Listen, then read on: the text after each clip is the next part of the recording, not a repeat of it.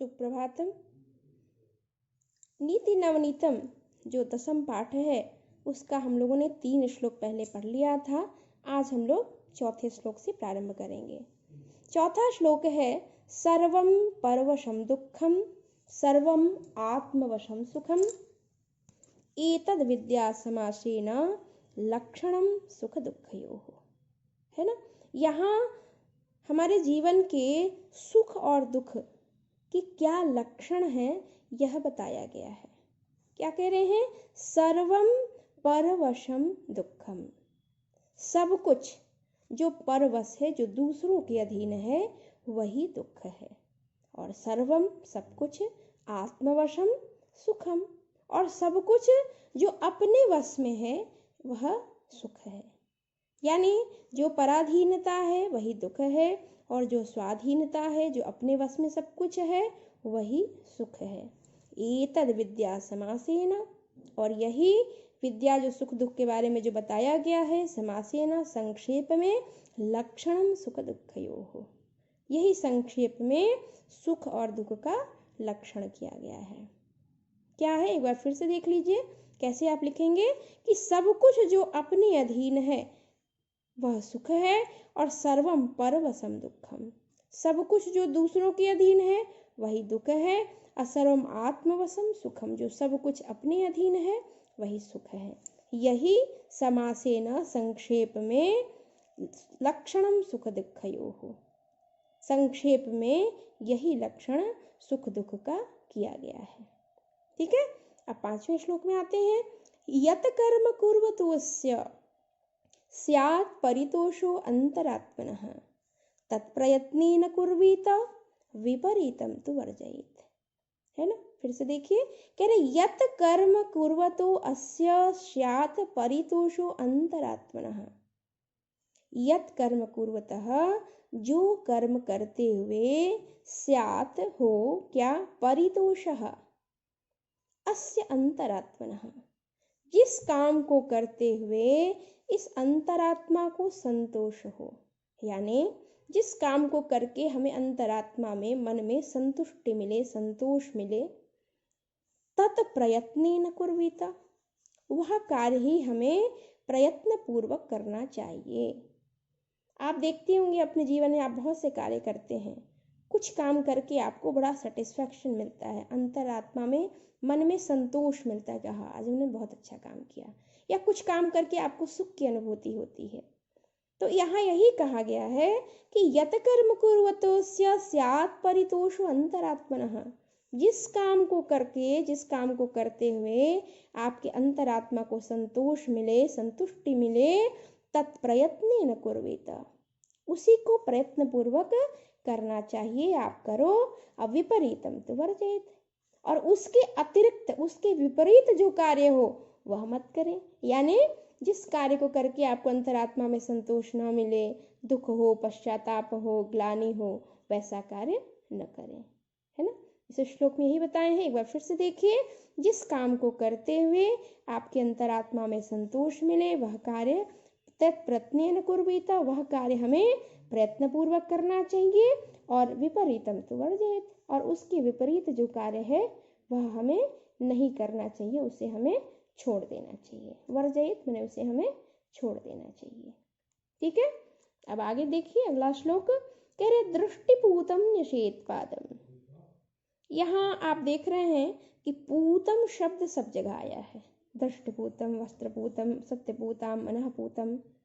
पूतम माने पू धातु से बना है। पूतम का मतलब होता है पवित्र करना, है ना। लेकिन पवित्र करना, पवित्र करने के लिए बहुत सारा मेथड है। तो यहाँ अलग अलग, अच्छा, शब्दों का प्रयोग भी अलग अलग ढंग से होता है। तो यहाँ पे जैसे पहला आया है, देखिए, दृष्टिपूतम न्यसेत् पादम, दृष्टि से पवित्र करके। अब आप यहाँ देखिए कि दृष्टि से पवित्र करना मतलब क्या होगा। दृष्टि मीन्स देखना, तो दृष्टि से पवित्र करके मतलब कि अच्छी तरह से देख करके, सम्यक प्रकार से अच्छी तरह से देख करके। तो यहाँ वही कह रहे हैं दृष्टिपूतम, अच्छी तरह से देख करके, दृष्टि से पवित्र करके, न्यसेत्, न्यसेत् माने रखना चाहिए, पादम, पादम मीन्स पैर, अच्छी तरह से देखकर हमें पैर रखना चाहिए, यानी हमें नीचे देख देख करके चलना चाहिए। अपने कदम बढ़ाने से पहले हमें अच्छी तरह देख लेना चाहिए। उसके बाद आता है वस्त्रपूतम जलम पिबेत। वस्त्रपूतम, वस्त्र से पवित्र करके। अब वस्त्र से पवित्र करने का क्या अर्थ है? क्या हम जल ला करके वस्त्र से टच करा के फिर उसको पिएंगे? नहीं, ऐसा कुछ नहीं है। यहाँ है वस्त्रपूतम, यानी वस्त्र से पवित्र करके, यानी वस्त्र से छान करके, है ना। क्या करना चाहिए? जलम पिबेत, हमें जल पीना चाहिए। यानी इसका अर्थ यह है कि पहले किसी भी कार्य के लिए, जो पीने का जल हो या और भी कोई भी कार्य के लिए जल हो, तो लोग नदी, तालाब, कुएं से ही लाते थे। आजकल की तरह घर में नल नहीं था, घर में जल नहीं मिलता था। और आरओ वगैरह, ये जो आजकल बहुत सारे तरह तरह के जो जल आ गए हैं, जल के भी बहुत प्रकार हो गए हैं आजकल। आरओ का जल है और भी वाटर प्यूरिफायर है, बहुत तरह के हैं। तो पहले ये सारी व्यवस्थाएं नहीं थी, लोग नदी, तालाब से ही जल ला करके पीते थे, है ना।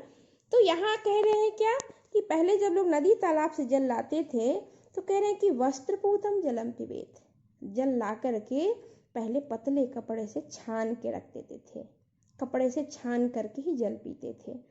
क्योंकि जल शुद्ध ही हमें पीना चाहिए, यदि स्वस्थ रहना है तो। स्वास्थ्य के लिए शुद्ध जल आवश्यक है। और हमारे आयुर्वेद में हम स्वस्थ कैसे रह सकते हैं, इस पर बहुत विस्तृत चर्चा है। तो हमें शुद्ध जल ही पीना चाहिए, इसका तात्पर्य यही है। तो उसी को यहाँ बताया है कि वस्त्रपूतम जलम पिबेत, कपड़े से अच्छी तरह से छान करके, पवित्र करके, यानी कपड़े से अच्छी तरह से छान करके हमें जल पीना चाहिए। और सत्यपूतम वदेत वाचम, हमें सत्य से पवित्र वाणी बोलनी चाहिए। यानी हम जो भी बोले, हमें सत्य वचन ही बोलना चाहिए। सत्यपूताम माने सत्य से पवित्र की हुई, यानी सत्ययुक्त, सत्य से परिपूर्ण। वदेत वाचम, हमें वाणी बोलनी चाहिए, यानी हम जो भी बोले वह सत्य वचन बोले। और मनःपूतम समाचरेत, मन से पवित्र किया हुआ हमें आचरण करना चाहिए। यानी कभी कभी आप देखते होंगे, आप सभी बच्चे हैं, कभी कभी क्लास में ही या कहीं बाहर ही, प्लेग्राउंड में, कहीं भी बच्चों के साथ हैं, गुस्से में आकर के कभी कुछ कर दिया, फिर बाद में अफसोस होता है, अरे मैंने ऐसा क्यों किया, है ना। या कई बार घर में भी कुछ ऐसा किया, बाद में अफसोस होता है कि अरे मैंने ऐसा क्यों किया। तो यहाँ इसीलिए कहा है मनःपूतम समाचरेत, मन से अच्छी तरह से पवित्र करके, यानी कोई भी कार्य करने से पहले हम मन में अच्छी तरह सोच विचार कर लें, उसके बाद उसका आचरण करें, तभी करें।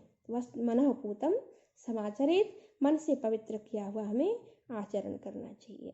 ठीक है, एक बार फिर से देख लीजिए आप इसको कैसे लिखेंगे। यदि श्लोक का अर्थ लिखना होगा तो कह रहे दृष्टिपूतम नशेत पादम, अच्छी तरह से दृष्टि से पवित्र करके, अच्छी तरह से देख करके हमें अपने कदम रखने चाहिए। वस्त्रपूतम जलम पिबेत, कपड़े से छान करके हमें शुद्ध जल पीना चाहिए। सत्यपूतम वदेत वाचम, और सत्य से परिपूर्ण, सत्य से युक्त हमें वाणी बोलनी चाहिए। और मनःपूतम समाचरेत, और मन से पवित्र किया हुआ हमें आचरण करना चाहिए। मन से सोच विचार करके हमें कोई भी आचरण करना चाहिए। ठीक है, तो इसमें हम लोगों ने 6 श्लोक पढ़ा। 6 श्लोक में बहुत सारी महत्वपूर्ण बातें हम लोगों ने पढ़ा। और ज्ञान जो है बस पुस्तक तक ही सीमित ना हो, हमें इसका ध्यान रखना चाहिए। तो हमें यह ध्यान रखना चाहिए कि जिन नीतियों को हमने इस पाठ में पढ़ा, हम कोशिश करें कि उन नीतियों को अपने जीवन में भी अपनाएं। क्योंकि मनु ने, आचार्य मनु जो थे, उन्होंने मनुस्मृति ग्रंथ इसीलिए लिखा कि हमारी ग्रंथ को, हमारी रचना को पढ़ के लोग अपने जीवन को अच्छा सक्सेस, उन्नति बनाएंगे, उन्नति करेंगे जीवन में, अपने जीवन को विकास की ओर आगे बढ़ाएंगे। तो इसलिए यह पाठ पढ़ के सिर्फ परीक्षा तक सीमित नहीं रहना, बस परीक्षा में अर्थ लिख दिया बस इतना ही नहीं है, इसको हम अपने जीवन में भी इसका पालन करें। ठीक है, अगले क्लास में हम लोग फिर इस पे प्रश्नोत्तर पे चर्चा करेंगे। धन्यवाद।